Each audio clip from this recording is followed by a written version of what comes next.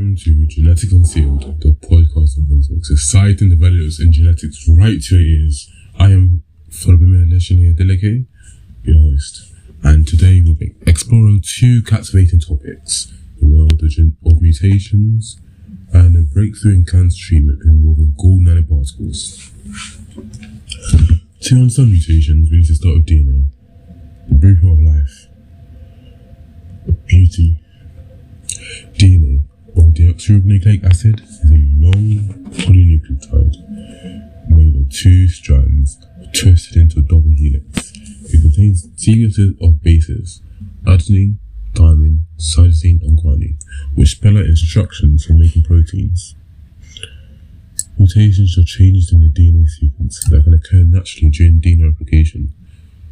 This is a highly accurate process, would hope, but errors do slip through, and environmental factors like radiation or chemicals can increase the mutation rate. Mutations can occur in different ways, and they're categorized into three main types: substitution, insertion, and deletion. Substitution: one nucleotide base is replaced by another. For example, an A might be swapped for a G. Insertion: an extra nucleotide is added to the sequence. This can cause a frame shift mutation, where the reading frame, the grouping of three base codons, shifts, disrupting the entire downstream sequence. Deletion: a nucleotide is removed, also causing a frame shift.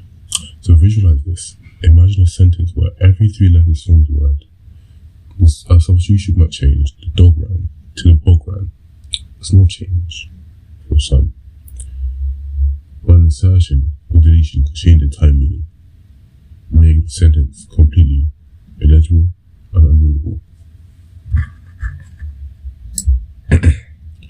Now let's explore how these mutations impact proteins.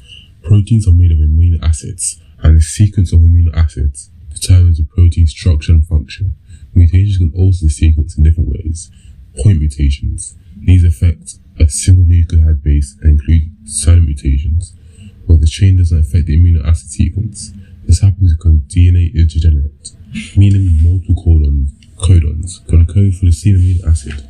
For example, both GAA and GAG code for glutamate acid. Missense mutations, where one amino acid is changed, this can have varying effects from no impact at all to significant disruption in protein function. Nonsense mutations, which create a stop codon, prematurely halting protein synthesis. This results in a truncated and usually non-functional protein. Hence, it's usually the most serious and most dangerous. Well, not really dangerous, but harmful. Or dangerous for the person that has it. Frame shift mutations are caused by insertions or deletions and disrupt the reading frame. For example, a frame shift mutation might produce a completely different sequence of amino acids, often rendering the protein useless. However, not all mutations are equal. Their effects can be grouped into three categories: neutral mutations, harmful mutations, and beneficial mutations. Neutral mutations are either located in non-coding regions of DNA, which don't directly affect protein production, or result in proteins that function normally despite the change. For example, a single amino acid substitution might not affect the protein's secondary, tertiary, or quaternary structure. Harmful mutations disrupt protein structure or function. For example, sickle cell anemia arises from a missense mutation in the hemoglobin gene, causing red blood cells to adopt a sickle shape, which leads to reduced oxygen transport and blockages in blood vessels.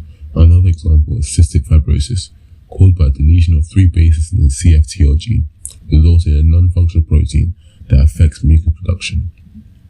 Beneficial mutations. Occasionally, a mutation improves an organism's fitness, not just its ability to survive and reproduce. This is the basis of natural selection. For example, blue eyes originated as a mutation around 7,000 years ago. In sunny regions, this mutation was harmful as it increased sensitivity to sunlight, but in cloud regions, it enhanced vision, offering survival advantage. Mutations are the raw material for evolution. Without them, there will be no genetic variation for natural selection to act upon. This, I hope, should tell you the importance of genetic variation. Over time, beneficial mutations can spread through a population, while harmful ones are often weeded out. For example, the pepper moth. Before industrialization, light-coloured moths were more common, as they blended in with lichen-covered trees. However, pollution darkened tree trunks. A mutation that produced darker moths became advantageous. These moths were better camouflage, avoiding predators, and their population increased. Now, let's shift gears to a cutting-edge development in medicine. A team of researchers from the National University of Singapore, led by Assistant Professor Andy Tay, has developed an innovative method for improving cancer treatment using gold nanoparticles. Gold, when introduced to the nanoscale, has unique properties that make it ideal for medical applications. For example, in photothermal therapy, gold nanoparticles can absorb specific wavelengths of light and convert them into heat, killing cancer cells without harming surrounding tissue. But here's a challenge. Not all particles are created equal. Their size, shape, and surface properties determine how effectively they can target tumor cells. Assistant Professor Tay's team tackled this issue by using DNA barcoding, a technique where each nanoparticle is tagged with a unique DNA sequence, allowing researchers to track its journey through the body. The team tested 6 different nanoparticle shapes, including triangles and spheres, and discovered something fascinating. Triangular nanoparticles had excellent cellular uptake and photothermal properties, making them highly effective in both lab and animal models. Round nanoparticles, while less effective in cell cultures, excelled in live models because they were better at evading the immune system, allowing them to reach tumors. This research has profound implications. By optimizing the design of nanoparticles for specific cell types, treatments can become more personalized and effective. Beyond cancer, this technology could revolutionize RNA-based therapies, enabling precise delivery of treatments for genetic diseases. As Assistant Professor Tay explained, the Achilles heel of current nanoparticle-based drugs is the assumption of uniform delivery across all organs. In reality, different organs and cell types respond differently. Designing nanoparticles tailored to specific tissues enhances both safety and efficacy. Never forget, genetics is beautiful. It's the most beautiful part of biology. And I, through this podcast, try to show you about this. And thank you for joining me on Genetics Concealed. I'm your host, Ford Bimi Aleshania Deleke, signing out.